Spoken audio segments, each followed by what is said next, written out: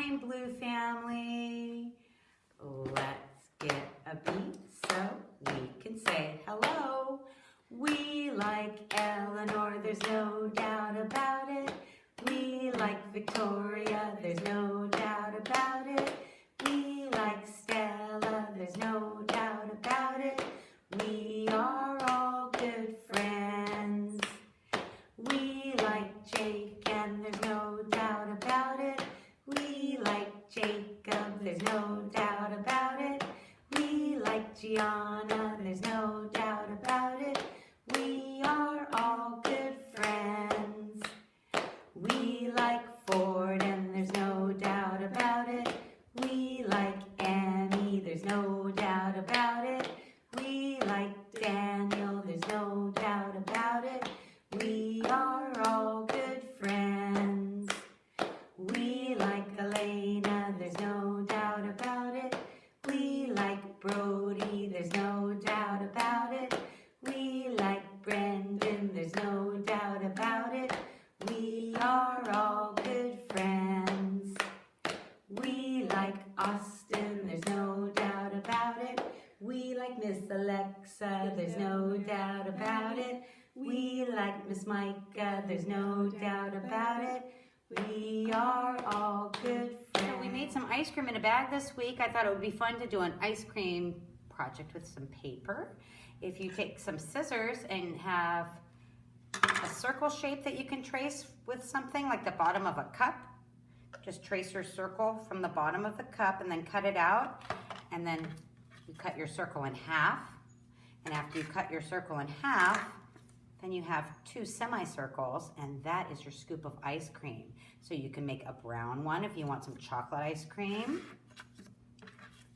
You can use white paper, make a circle, cut it in half to make your vanilla ice cream.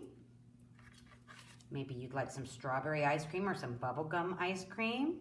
Trace your circle, cut it in half, and then you have a half a scoop of ice cream. And you can either put your ice cream in a little dish, you can cut yourself a little dish, or you can make a triangle and cut yourself a cone if you prefer to eat it on a cone. And Miss Micah likes a cherry on top, so I cut a small circle to put a cherry on top. Then you'll just take your glue stick and start making an ice cream. What's your favorite flavor of ice cream, Miss Alexa? Anything with almonds and chocolate. Chocolate almond? Yeah. And do you like it in a cup or on a cone? A cone, A please. cone. So I'm going to make Miss Alexa a cone with some chocolate ice cream on top. Miss Micah's going to have hers in a bowl. And I'm going to have vanilla. And then I'm going to have some bubble gum. And then I'm going to have some chocolate. And then I'm going to have some strawberry too, because I really like ice cream. Look at, oh my goodness. And with a cherry on top. Don't worry, Miss Alexa, I'm a professional ice cream eater. I've got this. And after you have it all glued, if you would like to add some sprinkles or some decorations to your ice cream, just get out some markers. Have fun. All right, we're going to make a popper. Something kind of, I don't know what we're going to call this. I guess a popper, something crazy. If you take a cup, a paper cup like this, plastic cup, and you're going to put a hole in the bottom. There's scissors. Cut that out.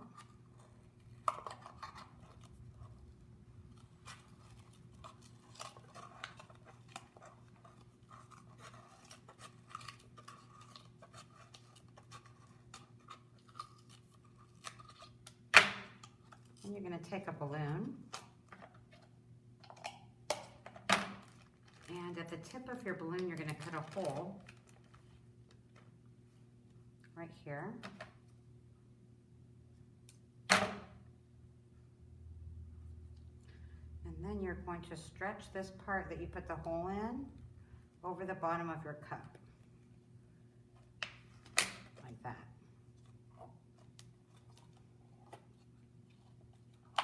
And then you need something light to shoot out of here. So I've got some pom-poms. You're going to put it inside your cup. And you're going to pull it like this. And then it shoots the ball out. You can make them bigger, or you can do a smaller version. I wonder if it'll shoot more than one. Let's put 3 in there and see what happens. They fell in. I got to get a bigger ball. Let's try a bigger one. There we go.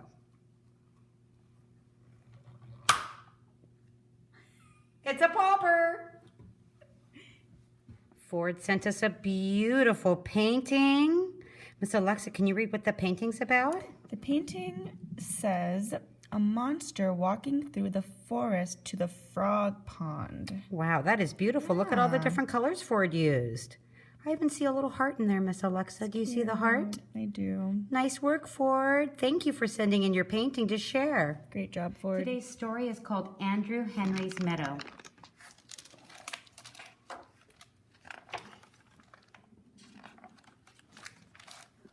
Until that spring, Andrew Henry Thatcher lived with his family in the town of Stubbsville. He had a father and a mother and 2 older sisters named Marian and Martha. The girls were always with each other. He also had 2 younger brothers named Robert and Ronald. They were always with each other too. Andrew Henry was in the middle. He was always with himself, yet he didn't mind. He had plenty of things to do.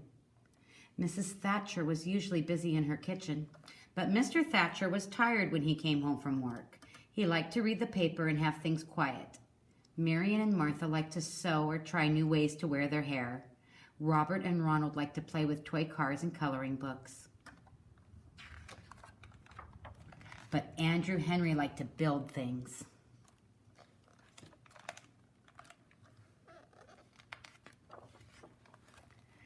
Mrs. Thatcher was unhappy when Andrew Henry built a helicopter in the kitchen. The helicopter had many fine features. Nevertheless, she said to him firmly, Andrew Henry, I have work to do. You must take that thing out of the kitchen. Then Andrew Henry built an eagle's cage in the living room, and Mr. Thatcher was annoyed. It was a fine eagle's cage. An eagle would have liked it, but Mr. Thatcher didn't. He told Andrew Henry to go outside and to take the eagle's cage with him. When Marian and Martha saw the merry-go-round Andrew Henry had hitched up to the sewing machine, they were upset. It went around nicely too, but they told him to unhitch it and do it right now. Robert and Ronald didn't even like the system of pulleys Andrew Henry rigged up in their room, although it could close the door, fetch the crayon box, and lift the table 1.5 feet off the floor. They cried, You're always spoiling our fun, Andrew Henry. Leave us alone. Andrew Henry thought about it more and more. One fine spring morning, he made up his mind. Quietly, he gathered together his tools. He packed his hammer and his saw, his pocket knife and pliers, a big sack of nails, some bolts, nuts, and wire, and even a few lengths of stovepipe. I'll build a house for myself, he said. He went out to the back door and down the path. He knew where he was going. No one saw Andrew Henry leave except Thatcher's dog, Sam. As usual, Sam started to follow Andrew Henry, but this time Andrew Henry told him firmly that he must stay home. Sam was a good dog, so he sat down by the gate in the shade of the lilac bush and watched until Andrew Henry was out of sight. Andrew Henry walked kitty-corner through Burdock's pasture and climbed up over Blackbriar Hill. Then he went out across Warburski's swamp and in through the deep woods. Finally, he came to a meadow. A stream wandered through the meadow, sparkling in the sunlight. On one side was a tall fir tree, straight and strong. Andrew Henry walked right over to the fir tree. He dropped his tools beside it and looked the ground over. Here is where I'll build my house, he said to himself. He set to work, and before long the house was finished. The walls were made of clay and rocks and poles. The roof was made of fir boughs, and outside one window there was a fine landing field for dragonflies. But Andrew Henry wasn't alone long. Soon Alice Burdock stepped out from the deep woods. She had her bird things with her. Mr. Burdock, who was a farmer, didn't care for birds. They ate his cherries, scratched up his corn, and nestled in his barn. He put scarecrows in the cornfield and tied tin cans in the cherry trees to scare away the birds. He even kept 4 cats in the barn to discourage the swallows from nesting there. But Alice liked birds. She had brought along what she could. "Andrew Henry, will you build me a house too?" she asked. "Sure thing," Andrew Henry said. It was a nice house, especially for a person who liked birds. A ladder climbed straight up at the trunk of the old tree to the house. There were plenty of bird baths and feeding stations. There were birdhouses and a balcony for watching birds, and even a handy rest for Alice's binoculars when she wasn't using them. Next, out of the deep woods came George Turner. He had lots of his boats, all of his fishing poles, and his biggest paddle wheel. Mrs. Turner didn't like him to use these things in the bathtub. George wanted Andrew Henry to build him a house too. "Sure thing," Andrew Henry said. First, they built a bridge over the deck. Then they built a house on the bridge so that George could be near the water.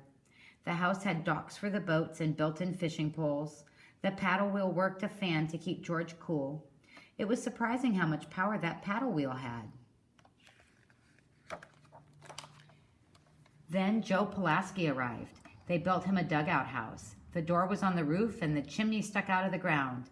Joe wanted an underground house so that his pets would be comfortable. He had gray mice and white mice, a pet mole, and a pair of brown rabbits. The house had rooms and passageways for his pets. The mole's passageways were wonderfully misleading. Jane O'Malley and Margot Laporte showed up next. Andrew Henry built Jane a house that looked like a castle with turrets. They dug a ditch around it, which filled up with water from the creek. The ditch made a useful moat, especially when the drawbridge was up. Jane had her dress-up clothes with her. She hoped her mother wouldn't miss them too much. She explained that they made her feel like Lady Jane instead of just plain Jane. Margot's house was tall in the middle like a teepee, but it had a long, low entrance like an igloo. She needed privacy for her music. Visitors had to crawl in on their stomachs. They also had to give 3 toots on the horn she hung beside the door. Sometimes Margot didn't answer because she couldn't always hear the horn when she was practicing. Down the hill, across the swamp, and into the woods came 3 more children.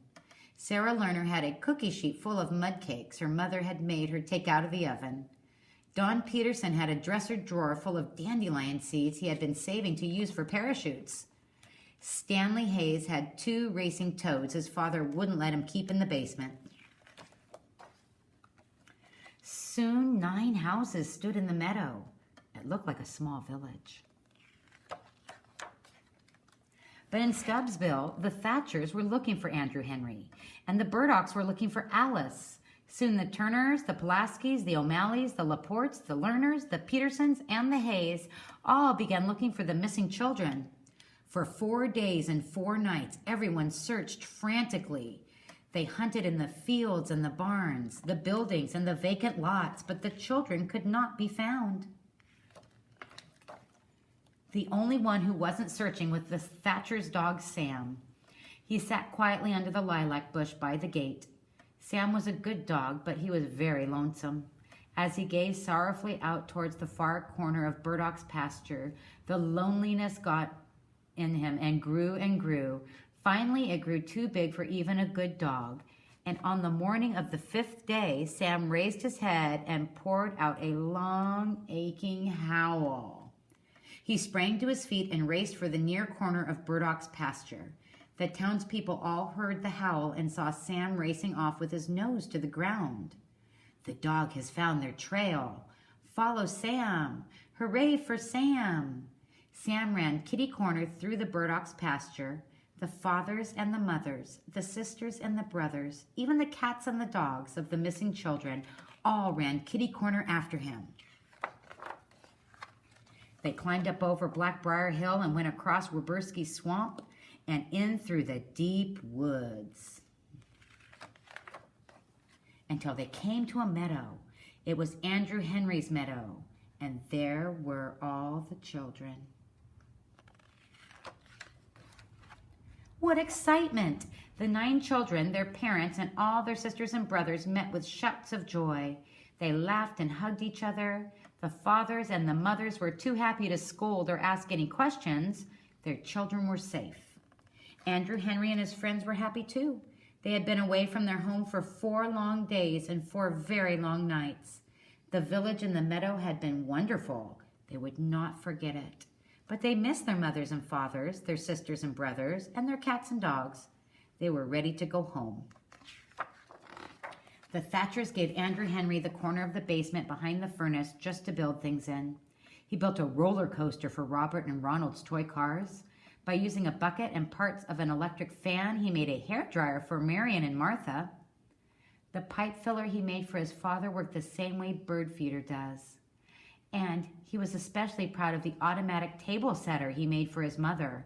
Although it did take up a lot of room, Andrew Henry was pleased to have such a fine place to work.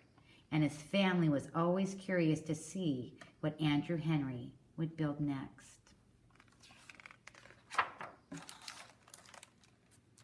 Sing our goodbye song.